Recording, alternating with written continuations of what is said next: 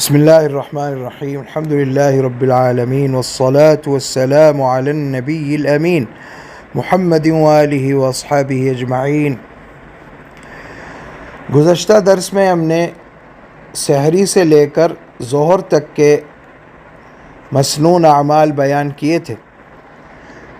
رمضان المبارک میں آپ کون کون سے اعمال کر کے سنت کے مطابق رمضان المبارک گزار سکتے ہیں، یہ بیان تھا۔ تو آج انشاءاللہ تعالی اسی درس کی تکمیل ہے کہ ظہر بعد سے لے کر تراویح تک، بلکہ سحری تک، ظہر بعد سے لے کر سحری تک کے اعمال آج بیان ہوں گے۔ غور سے سن لیجیے۔ ظہر کی نماز جب آپ نے ادا کر لی، اس کے بعد آپ چاہیں تو قیلولہ کریں اور چاہیں تو کوئی بھی جائز کام کر سکتے ہیں، بس گناہوں سے بچیں تو آپ کا یہ پورا وقت عبادت میں ہی لکھا جائے گا۔ اگر آپ آرام کریں اس نیت سے کہ تر و تازہ ہو کر پھر اللہ کی عبادت میں مصروف ہو جاؤں گا، تو یہ آپ کا سونا بھی سونا بن جائے گا، یعنی عبادت بن جائے گا۔ اور پھر آپ جو ہیں جب عصر کی اذان ہو، مؤذن کی آواز سنیں تو اس کا جواب دیں۔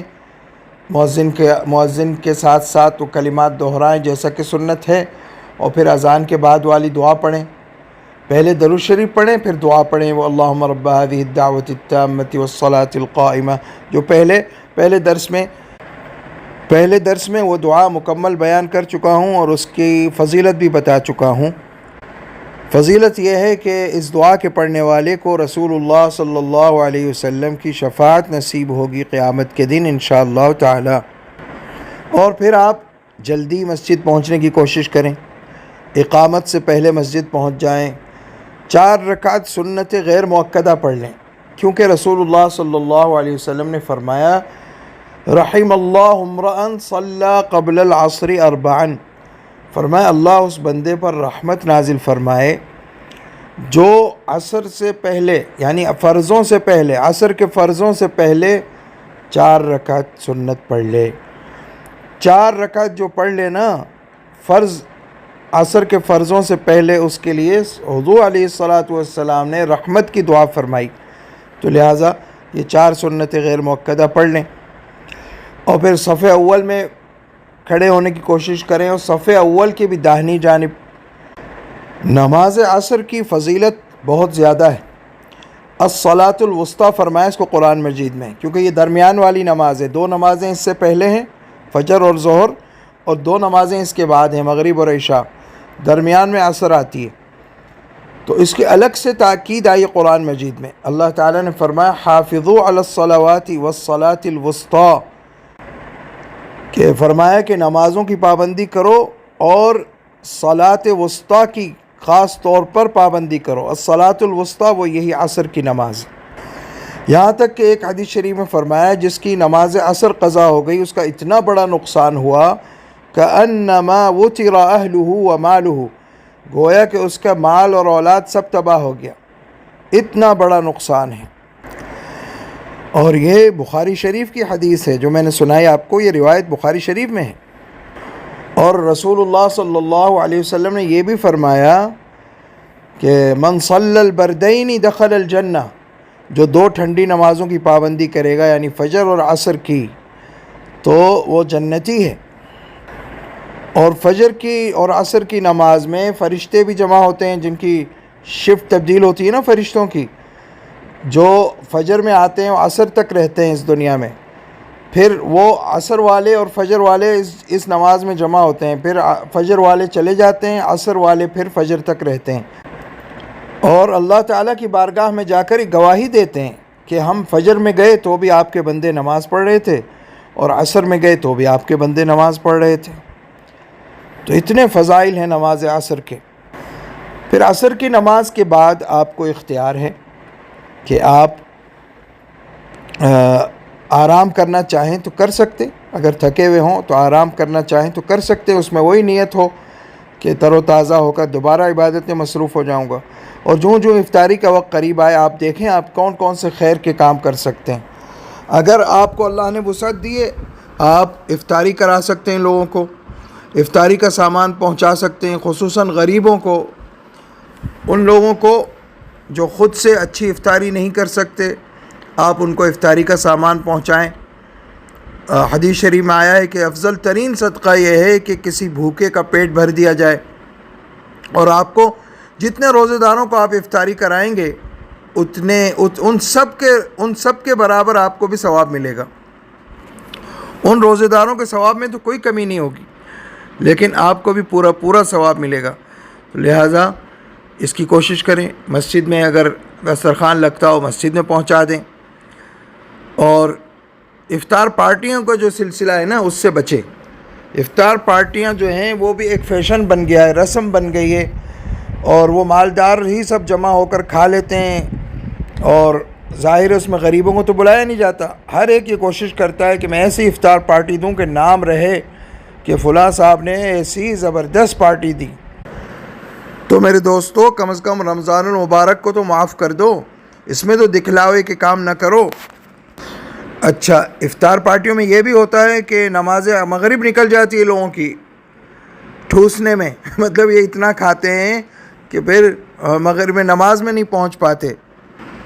تو پھر آپ مغرب کی نماز با جماعت ادا کرنے کے بعد اذکار پڑھیں، شام کے اذکار، تو اس کے لیے آپ کو بڑی آسانی سے صبح و شام کے اذکار کی کتابیں مل جاتی ہیں، اور کچھ عرصہ پڑھنے کے بعد خود ہی وہ سب دعائیں یاد ہو جاتی ہیں، پھر ضرورت ہی نہیں رہتی کتاب سامنے رکھنے کی۔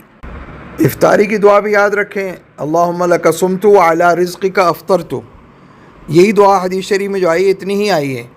وہ جو طویل دعا ہے، اللہم انی لک صمت وبک آمنت علیک توکلت وعلی رزقک افطرت، یہ طویل دعا جو ہے یہ کہیں آج تک کسی حدیث شریف کی کتاب میں نظر سے نہیں گزری۔ بہرحال اس کو سنت سمجھ کے نہ پڑھے تو جائز ہے، لیکن سنت دعا جو آئی ہے اتنی آئی ہے، اللہم لک صمت وعلی رزقک افطرت۔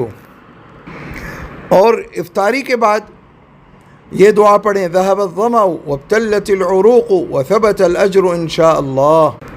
ترجمہ یہ ہے کہ پیاس دور ہو گئی اور رگیں تر ہو گئیں اور اجر ثابت ہو گیا انشاءاللہ، یہ اس دعا کا ترجمہ ہے۔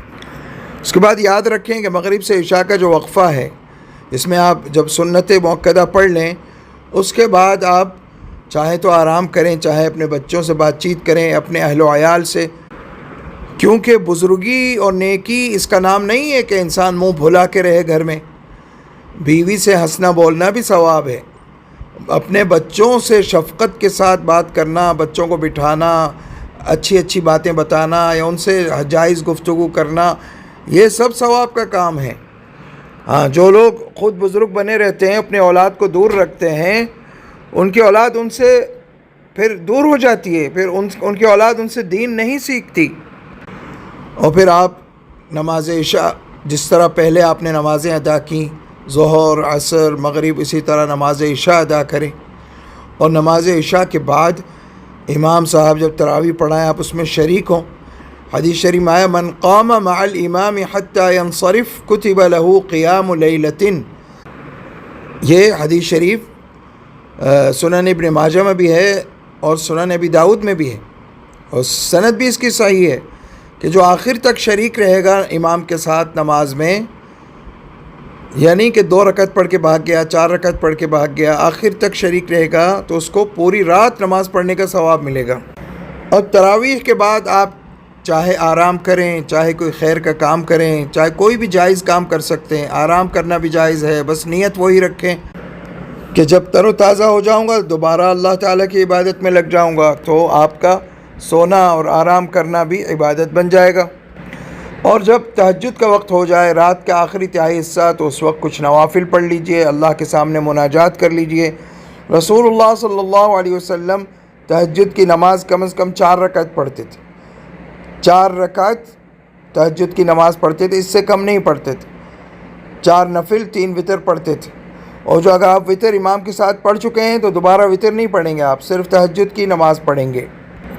تو 4 رکعت، 6 رکعت، 8 رکعت، جتنے آپ کو توفیق ہو آپ پڑھ لیں، اور خوب دعائیں کر لیں اللہ تعالیٰ سے، جو مانگنا ہے، دین، دنیا، آخرت، سب مانگیں اللہ تعالیٰ سے۔ اور سب سے بڑھ کر یہ کہ اللہ کی معرفت مانگیں، اللہ کی محبت مانگیں، اللہ تعالیٰ سے تقوی کا سوال کریں کہ اللہ تقوی عطا فرمائے۔ تو اس طرح سے یہ دوسرے درس میں الحمدللہ ہم نے سنت افعال اور مستحب افعال کا بیان مکمل کر دیا۔ آپ اگر اس پر عمل کریں گے تو آپ کا رمضان المبارک انشاءاللہ پورا سنت کے مطابق گزرے گا۔ اچھا، اس سے پہلے درس میں کیونکہ سحری سے لے کر ظہر تک کے اعمال بیان ہو چکے ہیں، اللہ تعالی ہم سب کو عمل کی توفیق دے اور اللہ تعالی ہم سے راضی ہو جائے۔ اللہ تعالی ہمیں اس رمضان مبارک کی قدردانی نصیب فرمائے اور اس رمضان مبارک کو اللہ تعالی ہمارے لیے مغفرت اور رحمت والا مہینہ بنائے۔ وآخر دعوانا الحمدللہ رب العالمین۔ محمد عبداللہ المدنی، مدینۃ النبی صلی اللہ علیہ وسلم۔